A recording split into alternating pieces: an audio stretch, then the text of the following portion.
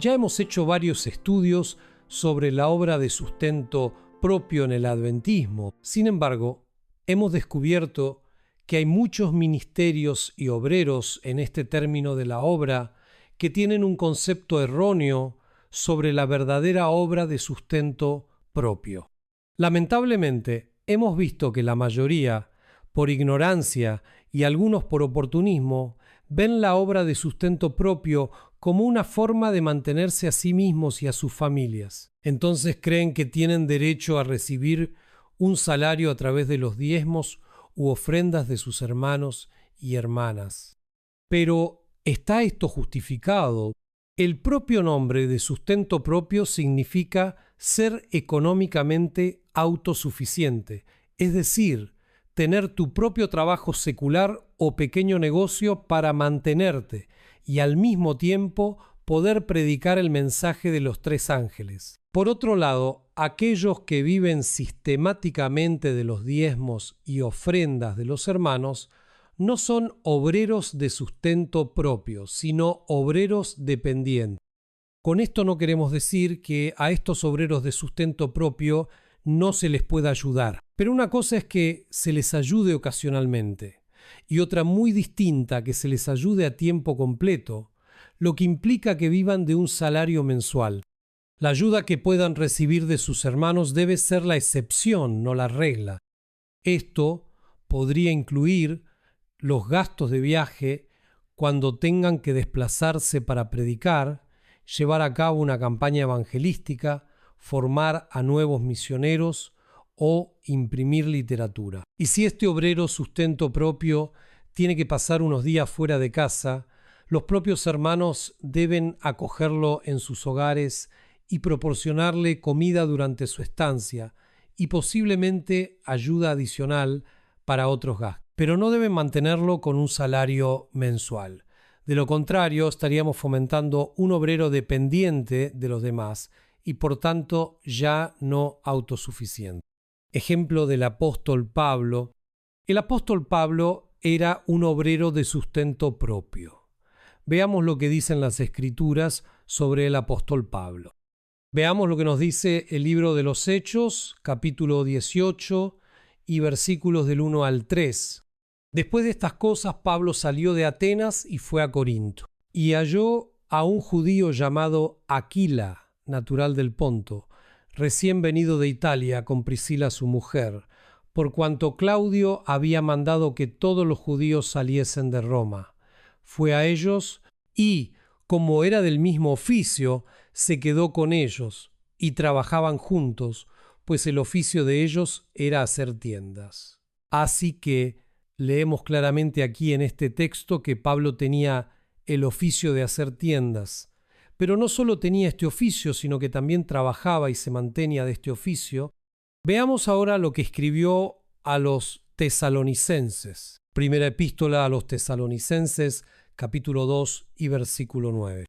Porque os acordáis, hermanos, de nuestro trabajo y fatiga, cómo trabajando de noche y de día, para no ser gravosos a ninguno de vosotros, os predicamos el Evangelio de Dios. A partir de este texto, Pablo demuestra que era un trabajador incansable, pues dice que trabajaba día y noche, y ya sabemos que su oficio era el de fabricante de tiendas. ¿Y por qué trabajaba en su oficio además de predicar el Evangelio de Dios?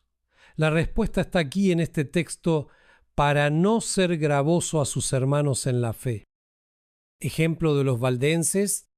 Los valdenses también son un buen ejemplo para los que nos consideramos de sustento propio. Podemos ver esto en el libro El conflicto de los siglos, página 68. Cada ministro sabía algún oficio o profesión, y los misioneros llevaban a cabo su trabajo ocultándose bajo las apariencias de una vocación secular. Generalmente escogían el oficio de comerciantes o buhoneros. Traficaban en sedas, joyas y en otros artículos que en aquellos tiempos no era fácil conseguir, a no ser en distantes emporios, y se les daba la bienvenida como comerciantes allí donde se les habría despreciado como misioneros. Constantemente elevaban su corazón a Dios pidiéndole sabiduría para poder exhibir a la gente es un tesoro más precioso que el oro y que las joyas que vendían. Llevaban siempre ocultos ejemplares de la Biblia entera o porciones de ella, y siempre que se presentaba la oportunidad, llamaban la atención de sus clientes a dichos manuscritos. Con frecuencia despertaban así el interés por la lectura de la palabra de Dios y con gusto dejaban algunas porciones de ella a los que deseaban tenerlas. Lo que la palabra inspirada nos dice aquí es que eran vendedores ambulantes y siempre que se abría una oportunidad también hablaban la palabra de Dios. El ejemplo de James Edson White. El hijo mayor de la hermana White, James Edson White, comenzó la obra de sustento propio en el adventismo. Los negros de los estados del sur de Estados Unidos habían sido liberados de la esclavitud y estaban siendo desatendidos por la obra denominacional a finales del siglo XIX. Cubrimos esta historia en nuestro estudio anterior titulado ¿Dónde, cómo y cuándo llegó el sustento propio al adventismo? ¿Es apropiado que Dios apoye esta obra? Edson White, utilizando sus años de ahorros, hizo construir un barco de vapor para predicar el mensaje de los 3 ángeles en las orillas del río Mississippi, en el sur de los Estados Unidos. Fue con sus propios ahorros que hizo construir este barco, al que llamó Estrella de la Mañana. Durante su estancia en Atlanta, Edson también tuvo otras inquietudes. Allí concibió un libro que llamaría La Cartilla Evangélica. El libro tendría 3 propósitos. Generaría fondos para financiar su proyecto misionero. Sería útil para enseñar a leer a los analfabetos. Y transmitiría los mensajes de la Biblia de forma clara y sencilla. Esto no quiere decir que no recibiera también donativos para apoyar su labor misionera, pero su preocupación, que debería ser también la de cualquier obrero que pretenda ser de sustento propio, es ser autosuficiente y no depender de otros. Ejemplo de la escuela de Madison. Queridos míos, la obra de sustento propio se creó precisamente porque la obra denominacional estaba en declive hacia finales del siglo XIX. Los obreros se habían acostumbrado a tener un salario fijo mensual. Esto llevó a la mayoría de ellos a relajarse, a depender de una organización, a depender del brazo humano en lugar de depender directamente de Dios. Por eso Dios suscitó la obra de sustento propio para que cada misionero, cada obrero fuera autosuficiente y dependiera solo de Dios. Este fue también el propósito de preparar obreros autosuficientes en la escuela de Madison. Todos los alumnos que egresaban de la escuela aprendían un oficio para poder mantenerse y al mismo tiempo ser misioneros. En total, en la escuela se impartían unos 31 oficios. No había tiempo para la ociosidad. Los propios profesores daban ejemplo a los alumnos, ya que también trabajaban en los oficios que enseñaban a los alumnos. Cogían la azada, el martillo y la hoz. Pusieron la mano en el oficio, de modo que al enseñar a los alumnos a aprender un oficio que los hiciera autosostenibles, la propia escuela también lo sería. Como podemos ver aquí, por ejemplo, en esta diapositiva, trabajos gráficos, fabricación de productos manufacturados, producción de sus propios alimentos mediante la agricultura sostenible, tener su propio taller mecánico, fabricar productos de cerámica y otros utensilios domésticos, formar enfermeras, realizar trabajos de tejido y costura, tener su propia panadería y carpintería, entre otras actividades. De hecho, no faltaban cursos que permitían a los jóvenes salir de la escuela con un oficio que les permitiera mantenerse y al mismo tiempo ser misioneros en otras tierras lejanas. Nuestro estudio, titulado Madison, Modelo y Ejemplo, al que adjuntamos el enlace, profundiza en aspectos de esta escuela que formaba obreros autosuficientes. Veamos lo que nos dice el Mensajera del Señor en el folleto. Un llamamiento a los adventistas del séptimo día para que cumplan su deber para con el sur. Cientos están muriendo de inacción espiritual porque no trabajan en absoluto. Están esperando que alguna conferencia les asigne un lugar y les garantice un salario. A estos el Señor les envía el mensaje. Si los miembros laicos de la Iglesia se despiertan para hacer su trabajo de una manera tranquila, yendo a la guerra a su propio cargo, viendo cada uno cuánto puede hacer en ganar almas para Jesús, veremos a muchos abandonar las filas de Satanás para ponerse bajo el estandarte de Cristo. Muchas de nuestras iniciativas misioneras están paralizadas, porque hay muchos que se niegan a entrar por las puertas de la utilidad que están claramente abiertas ante ellos. Que todos los que crean en la verdad se pongan a trabajar. Haced el trabajo que tengáis más cerca. Haced cualquier cosa, por humilde que sea, en vez de ser, como los hombres de Meroz, unos inútiles. Es necesario que toda la Iglesia se impregne del espíritu misionero. Entonces serán muchos los que trabajen desinteresadamente de las diversas maneras que puedan, sin ser asalariados. De una manera muy clara, la sierva del Señor nos muestra que la obra de sustento propio se debe realizar con obreros o misioneros que no tienen salario, los cuales, como también nos dice en el párrafo 4, deben ir a la guerra, es decir, entrar a la obra misionera por su propia cuenta y no depender de otros para su sostenimiento.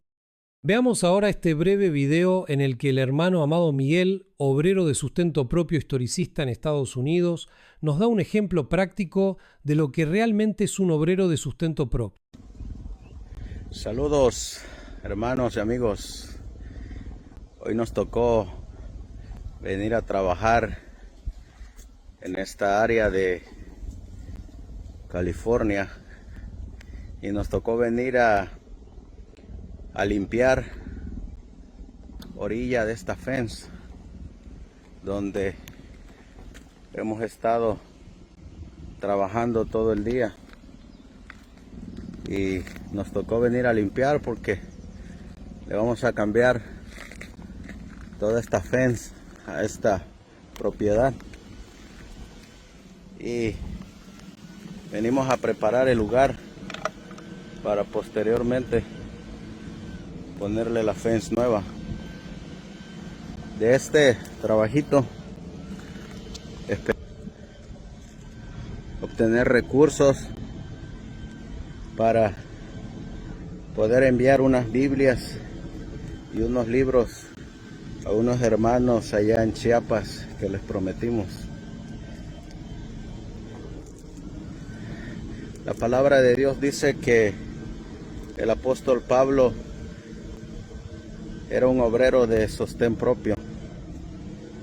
El hombre trabajaba haciendo tiendas y a la misma vez trabajaba dando la palabra. Con los recursos que adquiría, apoyaba la obra y predicaba el mensaje. Un digno ejemplo que debemos de seguir todos los que estamos en este mensaje del movimiento adventista historicista. Nuestro nombre lo dice, somos de sostén propio, somos de autosostenimiento. Autosostenimiento no porque dependamos de nosotros mismos, sino porque dependemos del Dios Todopoderoso, que nos da las fuerzas para trabajar y nos da el trabajo cada día para llevar el sustento a nuestros hogares y también para apoyar la obra.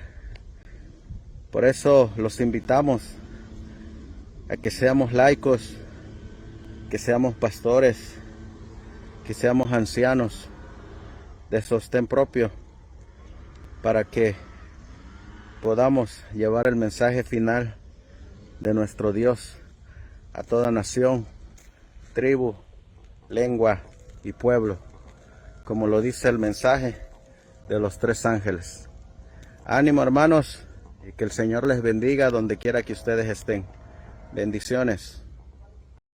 Mis queridos hermanos y hermanas, este es el ejemplo que debemos seguir, de trabajar con nuestras propias manos, nuestras propias piernas, nuestra propia mente, para no convertirnos en una carga para los demás, Lo que vemos hoy en muchos ministerios que pretenden ser de sustento propio es mendigar, e incluso podemos calificarlos de mendigos. Sí, mendigos, hermanos míos, eso es exactamente lo que son, y es una vergüenza que deshonra el nombre de sustento propio. Algunos llegan incluso a poner su número de cuenta bancaria y su número Pix en el teléfono para sacar dinero a sus hermanos. De este modo, también acaban en manos de quienes les apoyan.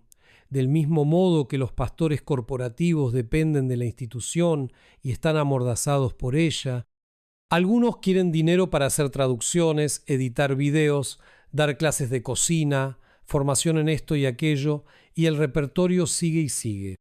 También hay otros que dicen que solo piden para hacer instalaciones, adquirir tecnología y proyectos que dicen que son misioneros. Pero tengamos cuidado aquí también, hermanos míos, porque no debemos centralizar nuestros recursos en un solo lugar. En cada lugar donde haya, aunque sea un hermano, ese mismo hermano también debe usar sus recursos para hacer evangelismo en su localidad y no desviar sistemáticamente sus diezmos y ofrendas a otros lugares.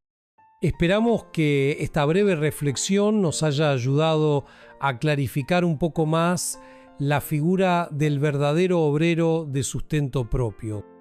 Que Dios nos ayude a permanecer fieles en su obra es nuestra oración.